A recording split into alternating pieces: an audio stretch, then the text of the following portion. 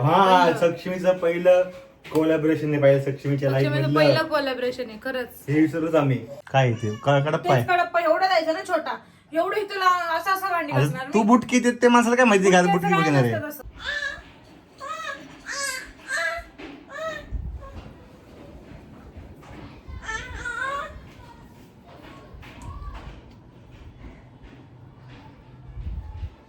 ती पाळण्याला बोलतीये, ती त्या पाळण्यासोबत बोलती गाईस. तिच्या खाली पाळणा आहे हे बघा. तिला काय पाळण्यात तिला काय दिसलं तिला साईडला. तुला नाही आता काय नाही तुला तर घे हिला मग. नाही घे की आता. बघितलं कसं करतो. त्याला टीव्ही महत्वाचा आहे बाळापेक्षा आमच्या. आता ती पलटी पड लागली काहीच पडायची कोशिश कुशीवर होती, कुशीवर आणि एवढा प्रयत्न करते. तिला यश भेटणार, प्रयत्नार्थी यश भेटणार तुला यश. गुड गर्ल माझी गुंडू गुंडू गुंडू गुंडू. तर गाईस आज तारीख 10 जुलैला आम्ही व्लॉग शूट करतो. चित्रपट असेल फक्त 20 दिवस. हा मुकडा मला समोरून दिसणार आहे आणि रोज सक्षमी आणि पायल तुमचं व्लॉग मध्ये स्वागत करणारे. कधी कधी मी पण असणार आहे आणि अशाच प्रकारे व्लॉग मध्ये स्वागत आहे. अशाच प्रकारे तिला केस आलेत ना, केस मला एवढं छान वाटतं असं करायला. एकदम मऊ मऊ केस वाटतं ते गालाला माझ्या. एखादा याची कमी आलती तुमच्या सक्षमीला लहान असतानाच आम्हाला पण बघून दे, आम्हाला पण एन्जॉय करून दे सक्षमीचं बालपण. आम्हाला पण लई इच्छा आहे आता. आम्हाला पण असं झालं आम्ही कधी सक्षमी असं झालं आम्ही एकदा शब्द दिलाय की या मध्ये करू, तर ते मोडायला नको म्हणून बाकी काही नाही. आता अगं सक्षमी तुम्हाला सांगितलं सगळ्या गोष्टी कराव्या लागल्या तर ती रिव्हील करू. त्याला सगळ्या गोष्टी करते, येऊन करा देते, तिचं मान पकडली चांगली तर ती पलटी पडायला बघते. सगळ्या गोष्टी झाडल्या जातात तिच्या या माइलस्टोन. तिला घेतो का एक मिनिट, हात अवघडलाय माझा दोन्ही. आता हिला आपण असे पण घेऊ शकतो, असे डायरेक्ट असे घेऊ शकतो, नो प्रॉब्लेम. शपथच हात अवघडला काय, माझा हात अवघडला कॅमेरा पकडणार. आणि कधी पण मी सक्षमीला घेतली की असं थांबतच नाही. आम्हाला असं सवय झाली, सवय झाली तिला घेतलं की असं असं सरळ थांबतच नाही. आणि मग त्यात असं होतं की किती तोंड लपवायचं, प्रतीकला एडिट करताना एवढा प्रॉब्लेम होतो. किती त्याच्यावर सिम्बॉल टाकायचा ना त्याचा. मला असं कधी शूट करायला भेटेल मला. हो आणि मिनी ब्लॉग मध्ये पण मला प्रॉब्लेम होता. आता आपण काय ठेवलंय कारण की आता काय म्हणतात त्याला प्लॅनिंग करतोय आपण प्रॉपर. सक्षमीचा ड्रेस आपण देणार एक डिझायनर कडे शिवायला. सक्षमीची पहिली डिझाईन शेड असणार आहे गाईज.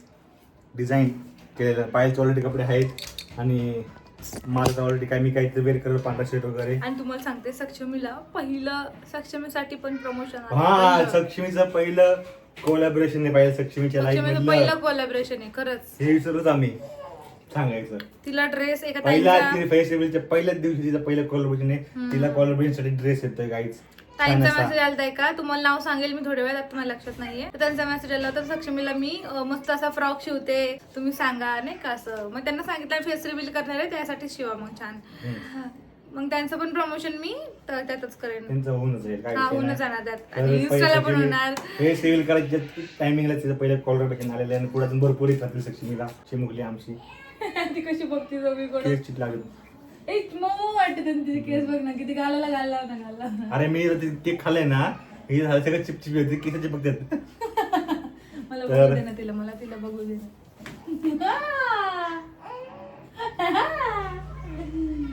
तर चला आता पाहिलं जेवण करायचं. आता मला पण जेवण करायचं आज उशीर झालाय आणि याला पण नाश्ता केला नाही. किती 2 वाजले, 1 वाजलाय, पावणे 1 वाजला आणि अजून आम्ही पुढच्या वेळेस ह्या वेळेस पालखी पण येते पण सक्षमीला आम्ही नाही घेऊन जाऊ शकत. पुढच्या वर्षी सक्षमीचा तो पण चांगला एकदम वादीचा लुक करून आम्ही आदल्या दिवशीच जाणार पायलच्या माहेरी. कारण तिकडं रोड मोठा आहे, गर्दी नसते रोड जास्त. या वर्षी सगळ्यांनी सक्षमीला एवढं मिस केलं कारण की माझ्या घरचे म्हणजे नाही काही आम्ही असं हे करतो जेव्हा पण ह्या मॅडमचं मुकडा दाखवण्यापासून राहिलंय सगळं पुढच्या वर्षी. नाहीतर मी कधीच रिव्हील केला असता फेस. मी नसतं केलं आणि मला आता असं व्हायला लागलं की मी सक्षमीला दाखवणार मग तिला सगळे बघणार. काय मी तर असं एक्साइटेड अयो माझ्या सक्षमीला सगळे बघणार, सगळे सगळे म्हणणार किती गोल गोल पली सगळी सक्षमी करणार. इथं बघा आज मस्त डाळ पालक बनवलंय. हे आटणार आहे अजून, एवढंच नाही राहणार आहे. तिला अजून चांगलं उकळून थोडंसं आटवायचं आहे. Good morning guys. आता सकाळी डायरेक्ट ब्लॉग घेते आहे काल नंतर, कारण की सक्षम झोपली होती. तिला आम्ही 8 वाजता आंघोळ घातली. माझा स्वयंपाक वगैरे पण मी लवकरच उरकला. आता लवकरच उरकावं लागतं मला स्वयंपाक. मग त्याच्यानंतर आहे ना सक्षमीला आम्ही आंघोळ घातली मम्मीने आणि मी. 8 वाजता ती झोपली. 8ला जी झोपली ना ती डायरेक्ट 1 वाजता उठली आणि खेळायलाच लागली. प्रतीक आला होता दमून. प्रतीक मी तिला म्हणत होतं झोप आता, सकाळी खेळ उठून झोप. मग मी तिला खूप प्रयत्नानंतर परत गुंडळली. अंगावर नको टाकू म्हणत होती, एकदम तिला उघडं झोपायचं होतं आणि ते गुंडळलं होतं ना मी तिला, ते पण नको म्हणत होती, ते पण खोल म्हणत होते. मग खोलून तसंच झोपवलं होतं तिला. सगळं काम करून झालंय, सक्षमीला झोपवलं. खूप उशीर झाला, नाश्ता नाही केला अजून. म्हणलं पहिलं खाली जावं. भांडे पण घासून झाले, मग भांडे झाले घासून, सगळं झालं, पण मी नाश्ता नाही केला. प्रतीक सोबत म्हणलं नाश्ता करावा. आता नाश्ता करू आपण. आणि आता तुम्हाला प्रश्नांची उत्तर द्यायची आहेत, अजून यूट्यूबच्या प्रश्नांची उत्तर द्यायची राहिलेली आहेत, त्याची म्हणलं ह्या ब्लॉगमध्येच तुम्हाला उत्तर द्यावं. तर आता घेते. आरती कांबळे म्हणून आहे. आरतीचा प्रश्न असा आहे की दीदी तुझं एवढं वर्कलोड आहे, तुझं काम करताना कंबर नाही दुखत का? दुखते कंबर माझी पण खूप दुखते, पण थोड्या आपण लाईफमध्ये ॲडजस्टमेंट केल्या पाहिजे. तसेच मी पण करते, कारण कंबर दुखती म्हणून असं बसलं ते मला पण नाही पटणार, कारण की सगळे कामं मग आपले राहून जातात. मग त्याच्यामुळं आता करते मी थोडं नाही का, काम करता करता कमरेचं दुखणं थोडं ॲडजस्ट करते मी. पण कंबरला बेल्ट लावत जा. मी तर काही लावत नाही, मी फक्त तुम्हाला सांगते लावा म्हणून. मला एवढे हे नाही की मी पण लावावं, एवढं मला कळत नाही. लय हे झाली मी आता विसरभोळी. आणि मला ना खरं मी सांगते तुम्हाला, मी विसरतीये. मला बेल्ट लावायचा आहे कंबर दुखताना, पण विसरून चालली आहे मी. बेल्ट घेऊन ठेवलाय पण तो लावायचं नाव नाही, असं माझं झालंय. अशी अंड्याची भुर्जी बनवते आता. माझी भांडी झाली, किचन धुवून झाला सगळा चकाचक. आणि मी वाटण काढून ठेवले आत्ताच भाजी करायला. भाजी नंतर बनवणार आहे, पण आता वाटण वाटलं. म्हणलं परत गॅसवरती उडतं ना खूप सारं. मग आत्ताच आवडून घेतलं. आता लई भूक लागली, सकाळपासून नाश्ता नाही केला मी. आता मी पहिला नाश्ता करणार आहे. तर गाईच पाहायचं मस्त वेग जेवण चालू आहे बघा. जेवण बोलणे असते चिकन. मॅडम रोज रोज वरण भात खाऊन कंटाळी म्हणून असते चिकन मागवले. चिकनची भाजी पण बघतली भाजी. एवढी तिकट झाली की तिला घाम फुटलाय बघा. तिखट ना एकदम भारी झाली, अशी नाही एकदम हॉटेल सारखी. तर बघ हे बघा एकदम थिक झाली, एकदम थिक छान. आणि मॅडम आमच्या इथे बघा कसे खेळतात पाण्यात. ती पण म्हणते मम्मा तू खा चिकन. तर पाहायला आपले जे युट्यूबचे प्रश्न राहिले होते, त्याचे प्रश्नाचे उत्तर दिल पाहिला तर देतीस का जेवता जेवता. मी वरती येऊन बघते तर काय, हे आमचं गोंडू बघा कसं बसले पप्पा सोबत. आता पप्पा टाइम चालू आहे. पप्पा हो डॅडी टाइम. तू ती झोपलोच मी डायरेक्ट. चहा पण बनवून आणले आणि बिस्किट पण आणले. माझं झाली भाजी झाली. मी आताच खाल्लं पाहिजे मला. काय आता मी काय करू, मम्मी म्हणली ठेव म्हणून. मम्मी म्हणली लवकर चहा ठेव म्हणून. पप्पाला पण जायचं होतं ना. हा माहितीये, पण आता खा. आता काय करतो. बोलतीये ना ती, माझ्याशी बोलतीये ना. काहीच पाणी आमची तर आता आलेलं आहे. सगळीकडे पाणी रेग्युलर आहे. आणि आमचं माठ भरती पाहिजे मॅडम. हे बघा घर असं कोणी बांधलंय काय माहिती. कसं एकदम बकवास बांधलंय काय. एकदम छान घर गायचं आमचं. हिला जमत नाही. बुटकीस तू बुटकी हिला हात पोचत नाही गाईस. इकडे दाखवते. इकडे मी इथं आहे. मी इथं भांडे घासणार अशी. हन्नळ इकडे आहे. थोडं इकडे पाहिजे ना. इथून एवढं मोठं इथे द्यायची काय गरज आहे. काय हे काय एवढं मोठं काय ते कडप्पा एवढं द्यायचं ना छोटा. एवढं इथं असं भांडी घासणार. तू बुटकी देत ते माणसाला काय माहिती घाल बुटकी घेणार आहे. आणि ते नळ दिला इथं, म्हणजे असं झोपायचं आणि मग पाणी भरायचं. अरे पण त्यात माहिती कुठं जाऊ घरात बुटकी. मी हायटेड पोरगा आहे म्हणून हायटेड पोरगीला असं वाटलं होतं, पण काय माहिती बुटकी पोरगी करत येणार आहे. तिचा पाय तिची हाईट पुसणार नाही. अशी हाईट आमची पिली कशी बघती माझ्याकडे. पप्पा काय करत, पप्पा मम्मीला चिडवतोय पप्पा मम्मीला चिडवतोय. काय करतोय चिडवतोय. हे बघा काय पांचट झाड घर. कसं आहे पांचट झाड. चव घेतली का तू? टेस्ट केली? मीठ टाक. पाणी वाचलंय तुमचं, सगळं पाणी इथून येतं. मग तुला कोणत्याच म्हणलं तू म्हणून तुंबायचं काय काम आहे? जाऊन दे पिलू, तू नको रडू. ती मम्मी तशीच आहे, नको रडू. चिडचिडची. हां नाही रडून फायदा काय? हां काय फायदा नाही. तर आता मी आवरायला घेतो माझं. 5 वाजलेले आहेत काहीच. मला पण जायचं आहे आज सॅटर्डे जरा जास्त लोड असू शकतो, त्यामुळे मी चाललो आता, निघतोय. चहा वगैरे पिऊन झालं आहे आमचं मस्तपैकी. आणि मी संध्याकाळी 11:30 डायरेक्ट येणार आहे. तोपर्यंत तुम्ही पाहिजे. आणि आमची सचिन काय तुला पण बोलायचं आहे? तुला आता नाही, 20 दिवस. ठीक आहे, 20 दिवस थांब, तू बोलणार, तुला बोलायला भेटणार. गाईज प्रतीकाला आता जस्ट जेवण घेऊनच आला डायरेक्ट. मी गेले असते राहण्याला, तू फ्रेश होसपर्यंत मी जेवण घेऊन आले असते. आणि आत्ता बघा किती वाजलेत. आत्ता आलाय प्रतीक. आज सॅटर्डे आहे ना म्हणून. किती 12:30 गरज नाही एवढी. ड्रायव्हर नव्हत्या. हो अवघडलायस ना हा मग गाडीने रे. मॅडम बघ कशी झोपली आहे. गाईज सक्षमी बघा कशी झोपली हे बघा कशी झोपली होती. तिचा हात बघा, पाय बघा, एक इकडं पाय एक तिकडं पाय. हा एकदम मस्त, एकदम निवांत रिलॅक्स. हो हो पाय नाही सोबत. नाही मी नाही झोपत कधीच नाही. मी आणि मम्मी दोघं झोपतो. कधी कधी झोपते मी अशी, पण एवढी पण नाही अशी झोपत. झोपते नाही. हा तर गाईज आता आपण घेतोय लगेच तू चुचू करते युट्यूबरचे प्रश्न घेतोय. परत ती पडदा आताच तिने उलटून आलाय. पडदा तिने पूर्णपणे लावलंच नाही. हा वर कपडे आहेत. हो आता इकडून घेतो असं. ठीक आहे, बघ ना जिथे तिने सू केली तिथे अजिबात ती थांबत नाही. डुंगून तिकडे गेले लगेच तिने. कशी झोपली. तर गाईज युट्यूबचे काही थोडेच प्रश्न आहेत, लगेच होऊन जातील. पहिला प्रश्न काय आहे, कोणाचा आहे? आरती कांबळे यांचा तू प्रश्न घेतला होता. म्हणजे त्यांचे खूपच प्रश्न आहेत. 5-6 प्रश्न त्यातलं घेतले. एक झालंय उत्तर. तर आता दुसरा पण प्रश्न घेऊ. हा व्हिडिओ 3 दिवस 3 दिवसात मी शूट करते, कारण मला अजिबात माझं लक्षच नाही. मी तुम्हाला खरं सांगतेय. एक प्रश्न थांबा, मी त्याचं उत्तर देते तुम्हाला, तेव्हा तुम्हाला कळेल माझ्यासोबत झालं काय. एक आता कंटिन्यू दे सगळे उत्तर पहिल्या प्रश्नापासून. हा थांबा, पहिल्या प्रश्नापासून. आरतीचाच क्वेश्चन आहे.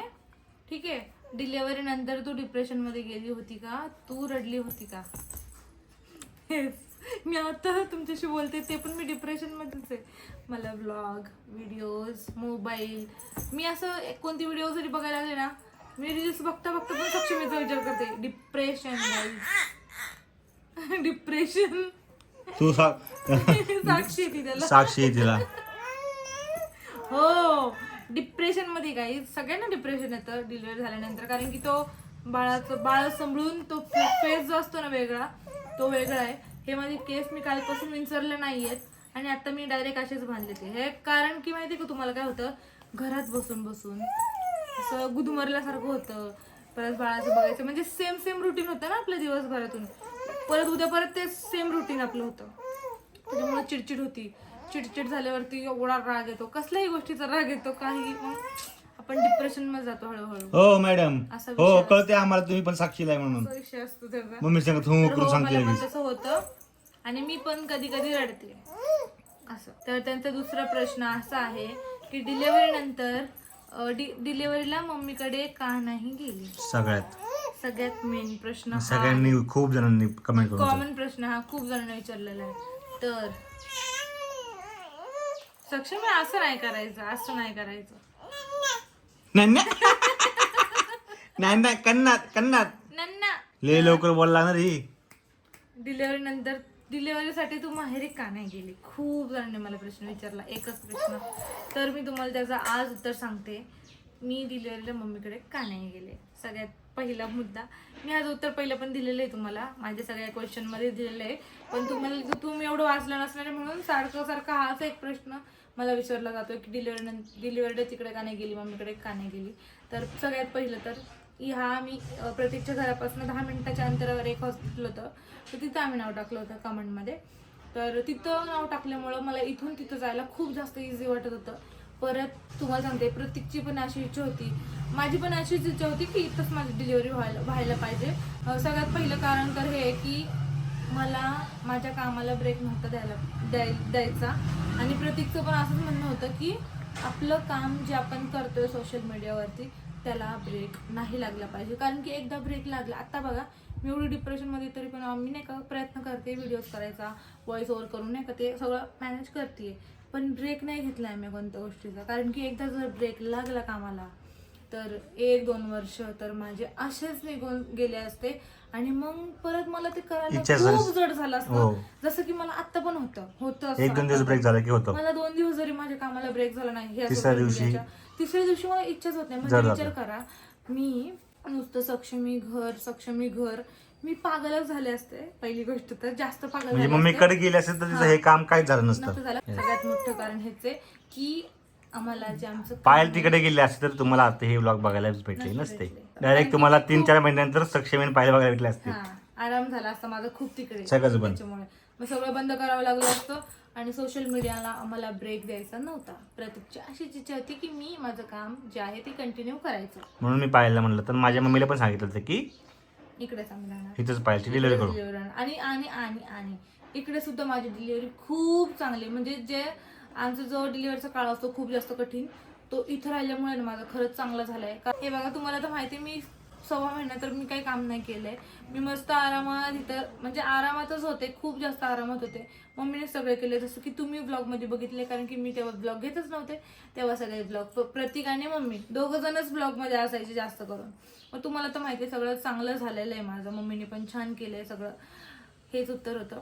आणि अजून एक प्रश्न आहे आरतीचाच, की डिलिव्हरी नंतर तू कधीपासून घरचं काम करत होती? तर 15 दिवस माझे गेले हॉस्पिटल, सांगितलेलं मागच्या ब्लॉग मध्ये सगळे. हॉस्पिटलमध्ये 15 दिवस गेले. त्याच्यानंतर मी घरी आले. तिथून पुढे 1 महिना मी पूर्ण रेस्ट घेतली. तुझं आणि सासूचं डिलिव्हरी नंतर बेबीसाठी भांडण झालं आहे का? भांडण नाही झालंय, बघ फक्त ना असं कोणत्याही घरात असतं की मम्मी मला सांगणार एक गोष्ट नाही का, बघ पाहायला असं नसतं, बाळांचं असं असतं करायचं नाही का. मी म्हणणार हा ठीक आहे, हा बेबी घेण्यासाठी नाही झालंय, पण आमचं काजळ लावण्यावरनं सक्षमी तुम्हाला बोलूनच देत नाहीये. नाही करायचं. हा काय करायचं नाही करायचं बोलती, नाही बोलायचं बोलती. माझ्याकडे मला अटेन्शन द्या बोलती ती, मला अटेन्शन द्या. तर दोन प्रश्न लास्ट थांब, मी तिला घेत बघा आमचं नंग पंगो. आता घेतलं ना म्हणती ए म्हणती मला ए. आता कशी बघते तिकडे लय आगाऊपणा करते. तिला कळतंय गाईस, खूप कळायला लागले तिला, म्हणून ती तशी करते. आता घेतल्यावर बघा कशी शांत बसली एकदम. हा, तुझं आणि तुझ्या सासूचं डिलिव्हरी नंतर बेबीसाठी भांडण झालं आहे का? सगळ्यात मोठं उत्तर आहे नाही. आमचं असं भांडण होत नाही लय मोठं. जरी मला काय असं मम्मीला सांगायचं असेल तर मी डायरेक्ट मम्मीला नाही का असं काही बोलत नाही उलट पालट. पहिलं प्रतीकला सांगते की नाही का असं म्हणजे भांडणं करायचं काही पॉईंटच नाही आमच्या दोघांमध्ये. तर तुम्हाला सांगते, भांडण आमची झालेली नाहीये, फक्त आमची नोकझोक होत असती, जी की माझी मम्मीची झाली होती काजळावरनं. भांडण नाही म्हणता येणार त्याला, फक्त मम्मी म्हणली होती की तिला काजळ नाही का आपण लावलं पाहिजे. मी म्हणलं नाही नको, डॉक्टर म्हणले नाही लावायचं असं तसं. मग त्या दिवशीपासून मी म्हणली ठीक आहे बाई कर तुझ्याच मनाने, नको लावते बोलती. बघा की काजळच लावत नाही. मम्मी मला कुणी पण विचारलं ना काय बाळाला काजळ लावत नाही का, अहो काय करायचं, आजकालच्या पोरी डॉक्टरांनी सांगितले तसंच करतात, तसंच ऐकतात, हेच करतात, आपलं काहीच ऐकत नाही. म्हणून मी तर बोलायचं सोडून दिलं. हे आमच्या मम्मीचे डायलॉग असतात. असं कुणी विचारलं ना बाळाला काजळ का नाही लावत तसं, पण त्यात काय मला वाईट नाही वाटत, कारण की मी तर करते माझ्याच मर्जीचं. त्याच्यामुळं मला राग येण्यासारखं असं काय वाटत नाही की बाबा हा आता बघ मम्मी मला कशी बोलली काजळच लावत नाही. मी म्हणते जाऊ दे, त्यांचं पण बरोबर आहे की त्यांनी पण त्यांच्या काळामध्ये सगळ्यांनी, तुला पण लावले लहानपणी, मला पण लावले. मला तर भरून माझी पण मम्मी लावत असेलच. त्याला पण लावले, प्रतीकला, मम्मीला पण मम्मीच्या मम्मीने लावले, माझ्या मम्मीला पण तिच्या मम्मीने लावले. म्हणजे सगळ्यांना लहानपणी काजळ लावले. पण हे जे जनरेशन आहे त्या जनरेशन मध्ये, म्हणजे हे जे आहे आताची पिढी, ते डॉक्टर म्हणतात की नाही लावलं पाहिजे लहान बाळाला, म्हणून मी नव्हते लावत. बस एवढंच आहे. आता पुढचा एक महत्वाचा प्रश्न आहे, काहीच त्यांनी खूप कमेंट केलं पाहिजे त्या प्रश्नासाठी. हा नाही, खूप मोठा प्रश्न आहे. मी तुला ह्या युट्यूब शॉर्ट मध्ये प्रेग्नन्सी रिलेटेड काही क्वेश्चन विचारले होते, कारण मी प्रेग्नेंट होते, पण आता माझं मिसकॅरेज झालं आहे. तुझ्यासारखंच माझं झालं होतं दगदग, पण माझी जी गायनिक आहे ती काही रिस्पॉन्स दिला नाही. तुला ज्या डॉक्टरने इंजेक्शन दिलं होतं त्या डॉक्टर बद्दल मला सांगू शकते का प्लीज, कारण हे 2 वेळा झालं असं, म्हणजे त्यांच्यासोबत 2 वेळा असं झालंय. मी रणकवडीमध्येच राहते, तू सांगितलं तर मला बरं होईल, कारण की गर्भ सुरक्षित राहण्यासाठी इंजेक्शन माझ्यासाठी खूप महत्वाचं आहे. असा प्रश्न आहे. खरंच तुम्ही हा प्रश्न विचारला, चांगली गोष्ट आहे. आणि तुमचं 2 वेळा मिसकॅरेज झालं, मला हे ऐकून खूप खूप वाईट वाटते. कारण की मला माहिती आहे, जेव्हा मला डॉक्टरने सांगितलं होतं की बाळाची काहीच गॅरंटी आत्ता घेऊ शकत नाही, म्हणजे की तू प्रेग्नेंट राहू पण शकते आणि नाही पण राहू शकत. मला असं क्लिअरली डॉक्टरने सांगितलं होतं. का सांगितलं तुम्हाला सांगते. जसं की मी तुम्हाला पहिलं पण सांगितलं की मी मुंबईला गेले होते, आमचा नवीन बिझनेस स्टार्टअप होता आणि त्यासाठी आम्ही शॉपिंग करायला मुंबईला गेलो होतो. म्हणजे तिथून सगळं मालचं प्रोसेस वगैरे असतं ना, म्हणजे सगळं ज्वेलरीचं प्रोसेस वगैरे असतं, माल वगैरे भरायचा होता आम्हाला, म्हणून आम्ही बाय ट्रेननी गेलो होतो. ट्रेनमध्ये खडे उभं राहून गेलो होतो. तिथे गेल्यावर पण खूप चाललं होतं आणि मला माहितीच नव्हतं की मी प्रेग्नेंट आहे. मला तर असं वाटत होतं की मला एवढी दगदग झाली म्हणल्यावर पिरियड्स येतील, पण मी प्रेग्नेंट होते आणि माझी खूप दगदग झाली होती, म्हणून मला ब्लिडिंगचा प्रॉब्लेम तेव्हा स्टार्ट झाला होता. म्हणजे जेव्हा मला कळलं की मी प्रेग्नेंट आहे तेव्हाच. मग आम्ही डॉक्टरांकडे गेलो होतो. डॉक्टरांनी सांगितलं की आता एवढं ब्लिडिंग झालंय म्हणल्यावरती चान्सेस नाही आहे तुझ्या काही प्रेग्नन्सीच्या आत्ता, राहू पण शकतं एक वेळेस किंवा नाही पण राहू शकत. मग तिथं माझी एक ट्रीटमेंट नाही म्हणता येणार त्यांना, त्यांनी तिला इंजेक्शन दिलं पहिला. हा एक इंजेक्शन घेतलं होतं मी. ते कोणतं इंजेक्शन आता आपल्याला नाव माहित नाही ना. हा मला आता त्याचं नाव नाही माहिती, पण तुम्हाला मी नाव सांगून तुम्ही मनानेच काहीतरी करू नका. ते पण एक आहे, मी तुम्हाला काय सांगणार नाही त्याबद्दल. फक्त एवढं सांगू शकते की आमच्या इथं पुरोहित म्हणून आहे. तर म्हणजे आम्ही तिथे गेलो होतो, मग त्यांनी सांगितलं होतं आम्हाला ते की इंजेक्शनचा कोर्स एक पूर्ण करावा लागेल. मग तिथं गेल्यावरती त्यांनी एक इंजेक्शन दिलं होतं. त्या इंजेक्शन नंतर मी पूर्ण 3 दिवस बेड रेस्ट केलेला आहे. फक्त बाथरूमलाच मी उठत होते.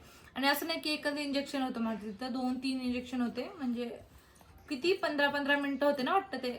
नंतर पण एक आठवड्याने गेलो ना आपण काहीतरी, एक आठवड्यानंतर नाही गेलो का? इंजेक्शनला नव्हतं गेलो आपण. हा तर असं होतं तिथं. त्यांनी डॉक्टरांनी खूप चांगली मला बघितलं त्यांनी. मग त्याच्यानंतर राहिलं, म्हणजे त्याच्यानंतर मला काही प्रॉब्लेम नाही झाला, त्रास नाही झाला काय. तर असं झालं. आणि आता बघा किती चांगलं आहे, आम्हाला एक गोंडेस गर्ल झाली आहे. तर पुरोहित असं नाव आहे डॉक्टरांचं, म्हणजे हॉस्पिटलचं नाव पुरोहित आहे.